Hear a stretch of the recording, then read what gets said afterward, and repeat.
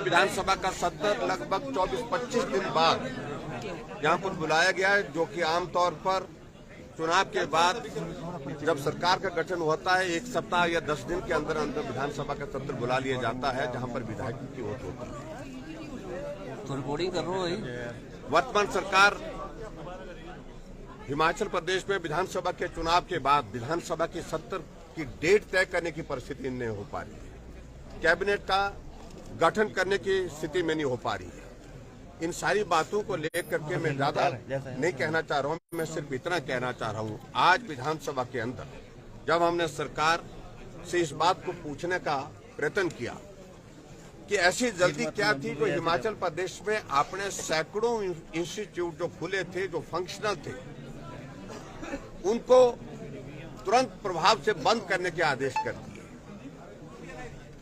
और लगभग एक पूरा फाइनेंशियल ईयर के अंतर्गत जो भी संस्थान खुले हैं, जो संस्थान सुचारू रूप से चल पड़े हैं, पोस्टों की क्रिएशन वहां पर हुई पड़ी है, बजट प्रोविजन उसमें हुए पड़े हैं, उसके बावजूद वहां पर उनको फंक्शनल संस्थानों को जो है बंद किया गया बदले की भावना के साथ, जिसकी हमने आज निंदा भी की और निंदा के साथ जानकारी मांगी कि ऐसी वजह क्या हुई। सरकार अपना स्पष्टीकरण देने की परिस्थिति में नहीं हो पा रही है। और मैं सिर्फ इतना जरूर कहना चाह रहा हूं कि हिमाचल प्रदेश में विधायकों की कमेटियां कॉन्स्टिट्यूट की गई और जो कहा कि आप कैबिनेट में जो निर्णय लिए गए हैं जो 1 अप्रैल 2022 के बाद उनको आप रिव्यू करिए। ये तमाशा बना दिया हिमाचल प्रदेश में, आज तक के इतिहास में कभी नहीं हुआ।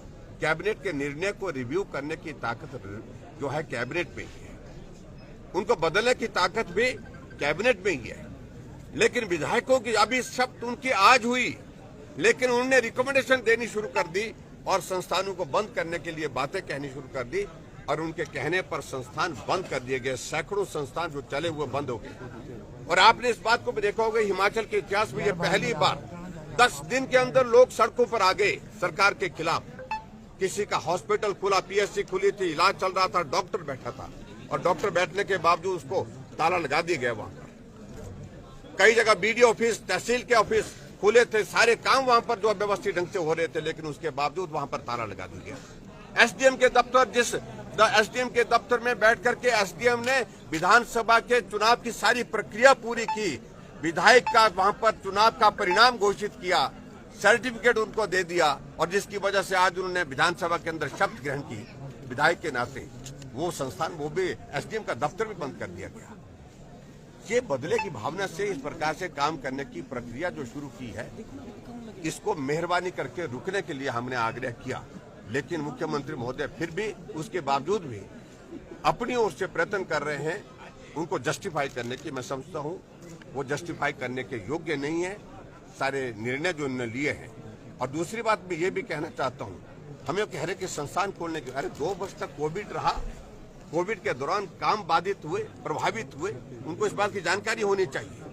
और किसी भी सरकार का कार्यकाल 5 साल के लिए होता है और किसी भी सरकार के पास ये पावर नहीं है कि 5 साल के कार्यकाल को 4 साल में बदल दिया। इनने 4 साल में उसको बदलने की कोशिश की, यानी कि 1 साल के पूरे निर्णय निरस्त किए हैं। निर्णय निरस्त करने के साथ साथ में रद्द किए हैं उसमें रिव्यू करने के पहले ही। और अब कह रहे हैं कि हम रिव्यू करेंगे उसके बाद हम विचार करेंगे।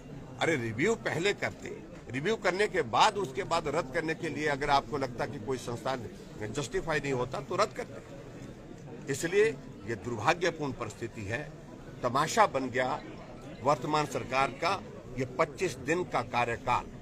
विधानसभा के अंदर लोग आकर के, दर्शक दीर्घा में आकर के ताली बजा रहे हैं। विधानसभा को जनसभा में तब्दील कर दिया गया। ये भी पहली बार हमको देखने को मिला। विधानसभा के अंदर ऑफिसर गैलरी में ऐसे आदमी बैठ गए जिनको ना हम जानते हैं, ना लोग जानते हैं, ना ऑफिसर जानते हैं। तमाशा बन गया इस प्रकार से।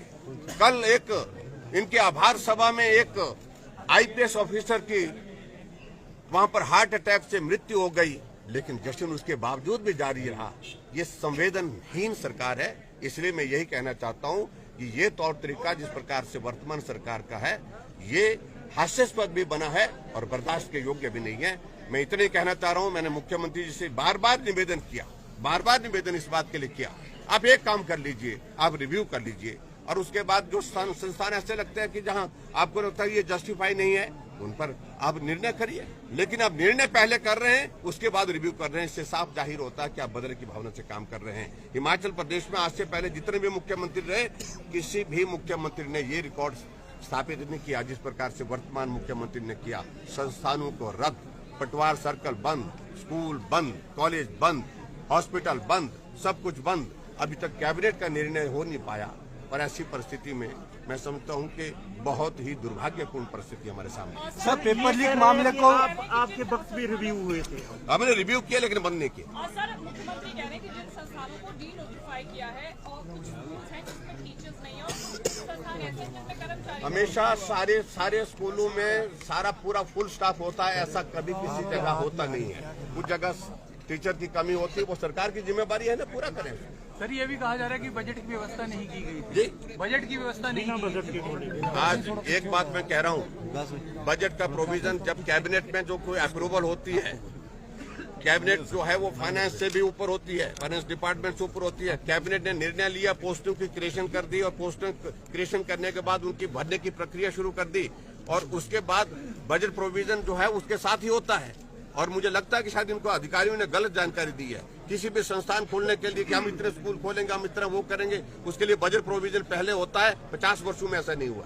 सर, मुख्यमंत्री ने जो सोशल मीडिया में ऑपरेशन लोटस के सर मैसेज कन्वे कर रही है, सर क्या हम उस पर उन सारी बातों को लेकर के कह नहीं रहे। सरकार आज का मुद्दा भी नहीं है और सरकार अपने बलबूते ही जिस तरह से चल रही है, इसमें मुझे लगता है कि बहुत सारी चीजें अपने आप को देखनी है। सर, मुख्यमंत्री कह रहे हैं कि अधिकारी कह रहे हैं कि बजट की व्यवस्था नहीं थी और ऐसे ही घोषणा कर दी। हमने कह दिया, यही ऑफिसर हैं जिन्होंने संस्थान खोलने की नोटिफिकेशन की है, यही ऑफिसर है जिन्होंने डिनोटिफाई किया। सर, हमीरपुर बोर्ड बंद किया गया, किस तरह देखते हैं? क्योंकि इनका ये कहना है कि पिछली सरकार की मैंने उसमें एक चीज कही है, बड़ी स्पष्ट बात कही है कि अगर वहां गलत जिन लोगों ने किया है उनके खिलाफ सख्त से सख्त सजा होनी चाहिए, कार्रवाई होनी चाहिए, तुरंत होनी चाहिए, बिना विलंब के होनी चाहिए। लेकिन वहां स्टाफ सिलेक्शन कमीशन को सस्पेंड करना वो निर्णय उचित नहीं है। हजारों की संख्या में नौजवानों ने, बेरोजगार नौजवानों ने इंटरव्यू दे रखे हैं। उनके इंटरव्यू की प्रक्रिया चली हुई है, वो प्रक्रिया प्रभावित होगी। हम चाह रहे हैं जो हमने पोस्टें क्रिएट की हैं उनको तुरंत जल्दी से जल्दी भरा जाए। उन बेकसूर बच्चों को किसी प्रकार की सजा नहीं होनी चाहिए।